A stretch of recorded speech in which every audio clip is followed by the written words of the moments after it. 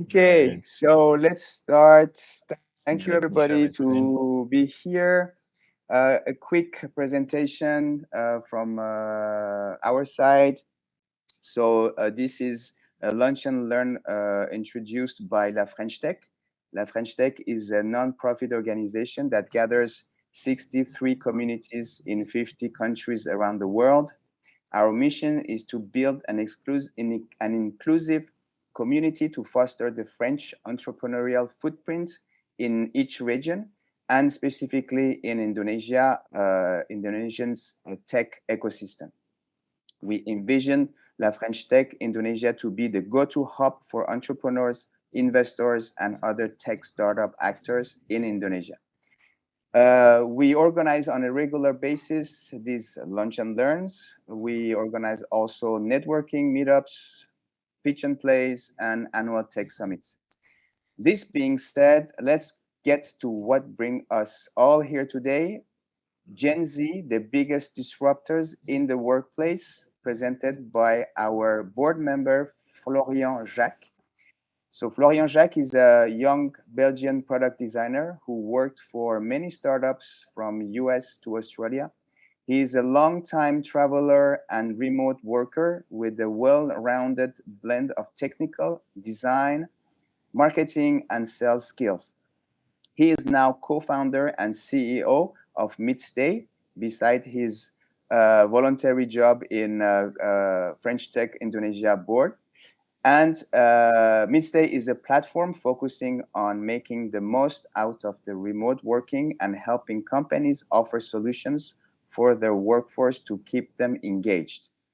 In this session of Lunch and Learn by La French Tech Indonesia, you will learn why preparing companies for the workforce shift of Gen Z is important to ensure that these companies are able to attract and retain the best talents, remain competitive, and adapt to the changing expectation of the workforce. Florian, the stage is yours. Thanks, Reza. Great introduction. So let's start. Indeed, as a topic for today, the Gen Z, the biggest disruptors in the workspace. So as a summary, just to let you know what we're going to speak about. Firstly, introducing the Gen Z for the one that doesn't know exactly what they are and who they are. Then why they are so digital natives, the entrepreneurial mindset that they actually have, the diversity and the inclusion that they are purchasing, the meaningful work that they are looking for, the fact that they are also looking for a better work-life balance, and the challenges and opportunities that the companies can look after. So yeah, let's start with the number. Gen Z will account for 27% of the workforce by 2025. So it's very important that companies are getting ready to welcome them. So who are the Gen Z? They are actually born in between 97 to 2012. They are known as the Gen Z or the Zoomers. They follow this generation known as Millennials and Gen Y or Gen Y.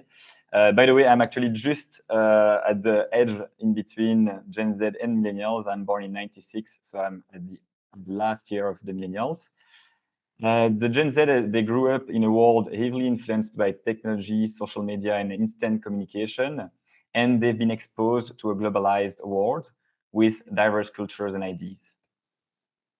So Gen Z are digital natives. They're highly skilled using technology, which could bring quite a nice aspect for companies. They are used to social media as a primary mode of communication. They consume a large amount of online content, highly connected and always reachable, which could be good and bad. We'll see that. Able to multitask effectively. They are highly visual. They prefer to consume images or video. That's also why we see some learning and development for onboarding of employees that are more and more going into bite-sized video because they are quite hard to focus and they are a distracted generation. And they have an high expectation for instant gratification. As they have everything instant, they need to receive an immediate responses to any messages they actually send, and that's also important to know as an employer, and that's important to put some framework for that. Just as well, just to put some basis, I'm not sure in this call at what age you actually got your first mobile phone, but for them, in average, it's at 10 years old. So it's quite young, and it also speak by themselves that they are really used to everything around technology and digital. New entrepreneur mindset. So they're able, and they are facing multiple online opportunities. Whenever, since 10 years old, they are on the phone, they can see that either from YouTube, you can generate money online, or ever from like drop shipping or things like that have been quite famous in the last years. Which this results actually to a desire to create their own path and be their own boss. So we see more and more freelancers as well in the last 10 years. So it led them to this question and like about hierarchies, and so basically seeking for more autonomy within a work environment. So which also disrupts the way that companies need to face that, and the previous and the old hierarchy where you have like multiple levels is quite hard to maintain.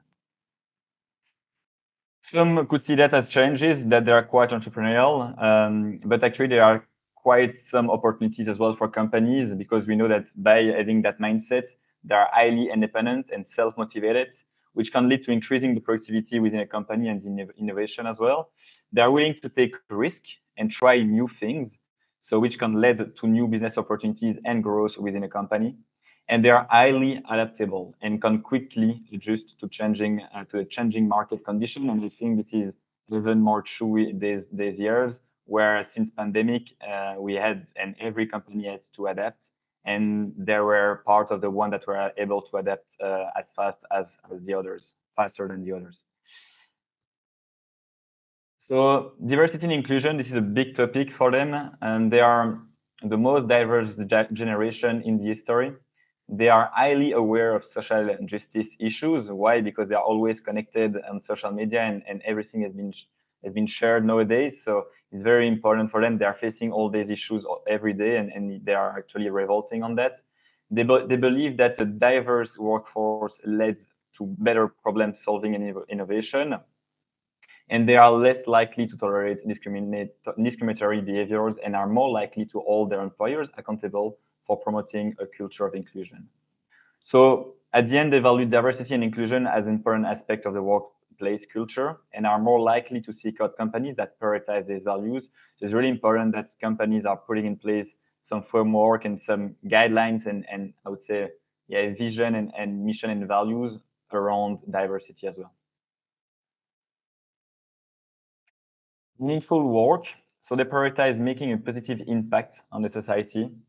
They are less likely to prioritize salary over other factors, such as work-life balance and personal fulfillment, which we're going to see just after.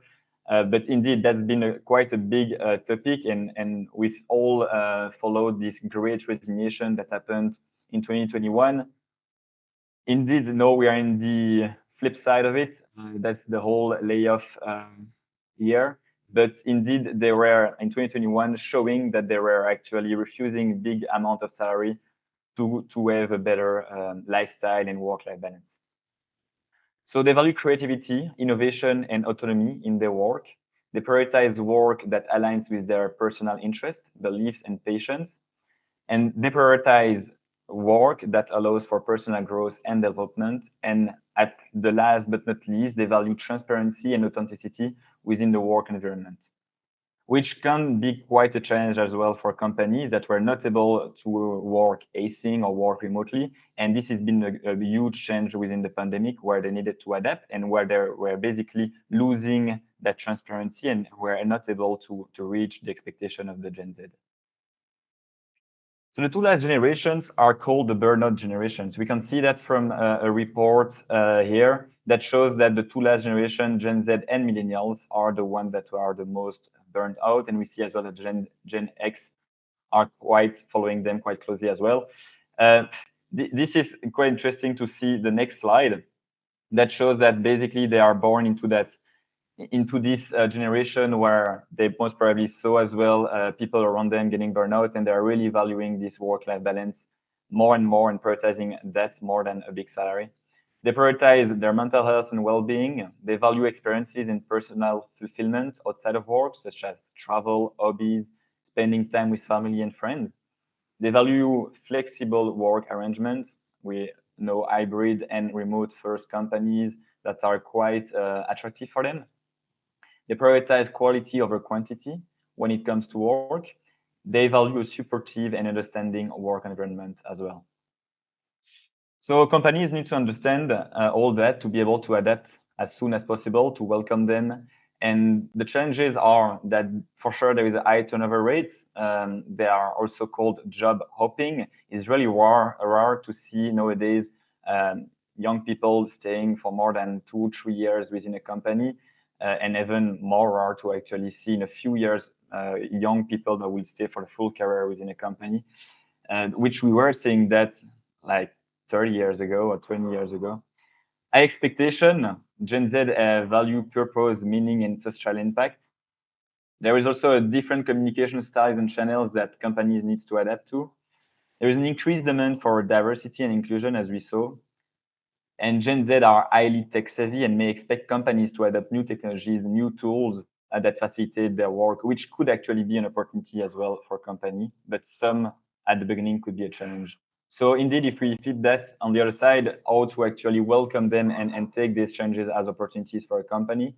Or to welcome them, we need the companies needs to give attention to diversity, inclusion, and the environment, prioritizing mental health by providing access to mental health services and access to meditation spaces, creating, and there's a lot of different solutions for sure for mental health and all that, creating an easy, flexible, and accessible workplace. There is also a lot of new tools that popped up lately to facilitate that for companies. Giving remote work options. So this is also a nice opportunity for attracting the best talents, and foster personal development by creating leadership and training programs to make sure that they feel they grow professionally and yeah, within a company as well. So opportunities for these companies, knowing that they have an entrepreneurial mindset, this can bring this startup mentality and drive for innovation within a company. Driving social impact and corporate social responsibility within a company, as we know that they are really looking after a meaningful work.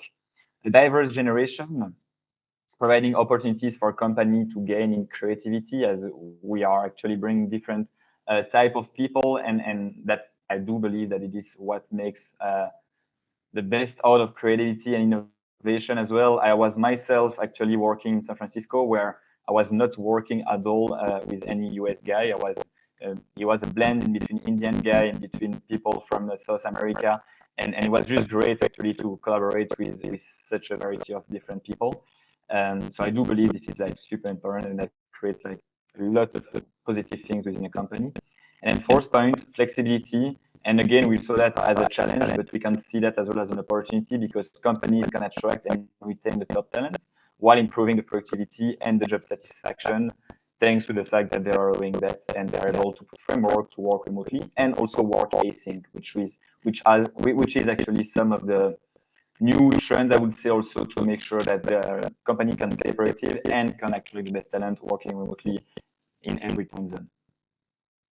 So for sure, there is some solutions that exist, or that Midstay is providing team retreats for companies that allows this remote first company, hybrid company that want to attract the best talent by offering this flexible solution to still gather the employees together to make sure they are bonding together, to make sure they keep engaged, which is super important, because that's also why we see that Gen Z are actually moving and stepping out of companies every few years, because they are actually not feeling part of a company as they are spread out all over the world. So this is something now that more and more companies are actually jumping into, which they are actually investing what they are saving in real estate into this kind of events every quarter, every year. So that's pretty much it on my side. Thanks for listening, and we can now jump into the question and answer, if there is any. Great. That was nice. Is there any questions?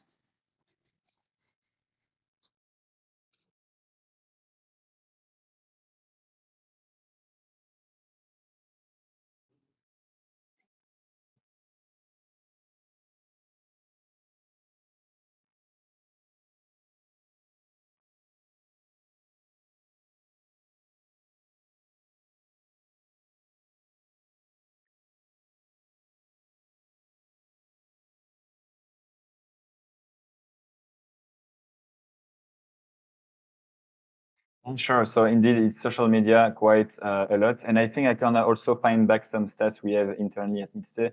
But social media is a big factor, and for millennials that are actually that started their work career within actually both of the targets started their work career within a crisis.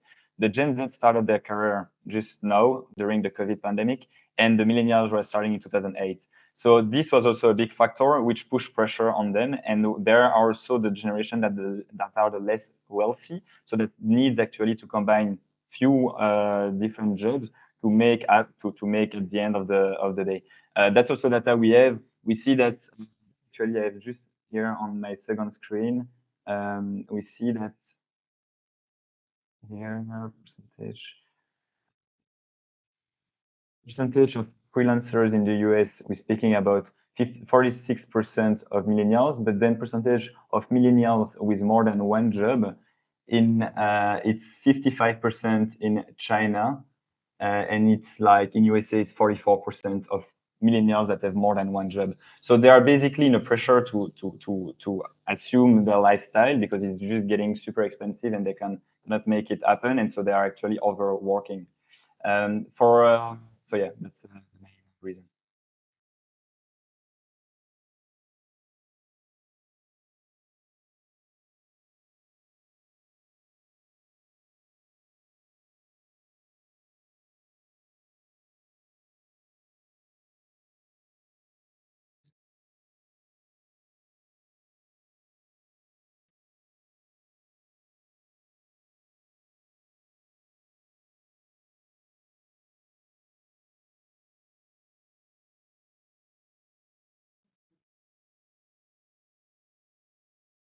So I think, yeah, sure. I think first thing first is like making sure that you have all the tools needed to make sure that your company objectives are reached.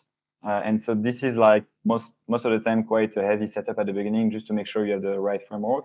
Just at Midstay, I can share what we use and just like maybe you can give some tips as well. But we are centralizing all the knowledge and the task related task management into a tool called Notion.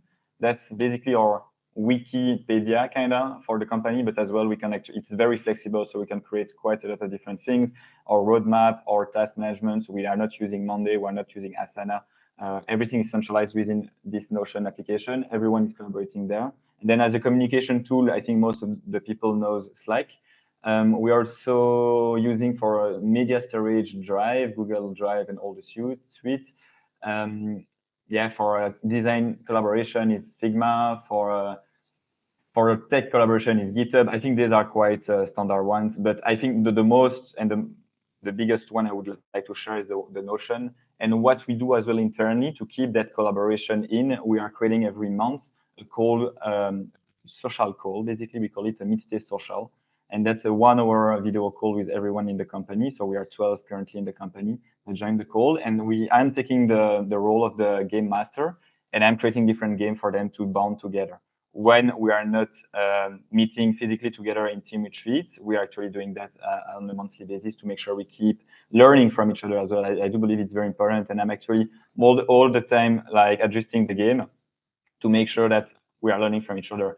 We can even take some games like "Have you ever did that?" and things like that, and so people are actually yeah knowing better from each other, and I think that creates some nice bonding.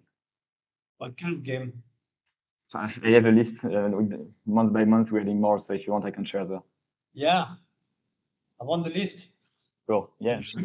We did like the most funny one we did actually was this musical virtual chair where they were all in front of the camera and I was playing Manu Chao music and I was stopping it and then it needed to freeze. Funny. Okay. Cool. And I actually, just to reply as well to the first question, I see here in the report reasons for anxiety and depression in the Gen Z in the US. So 31% housing instability, 45% deportation, 53% assault and harassment, 55% economic uncertainty and debt. We know that in the US, school, tuition, and all that is quite expensive. 58% climate change, 62% rise in suicide rate, 75% mass shootings in the US.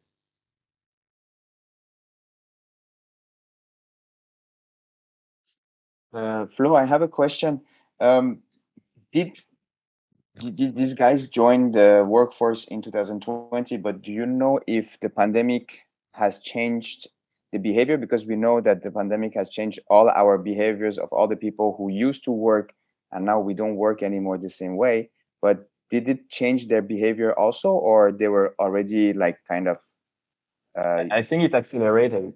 I do believe that at one point we would have that pressure from the Gen Z, but I think the pandemic was actually an opportunity to just switch to this need and desire of Gen Z to be much more online, having a much more flexibility around time, commuting, and work-life balance. And I do believe that to me, it's a bit of a gift, not at the beginning of their career for sure, but it's a bit of a gift for the Gen Z because they were anyway pushing on that new desire for to work within a company.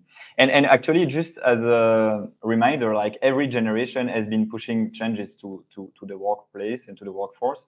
Like the millennials were never going at the office in suit, except if you were working at the bank. But before, the generations were all in suit.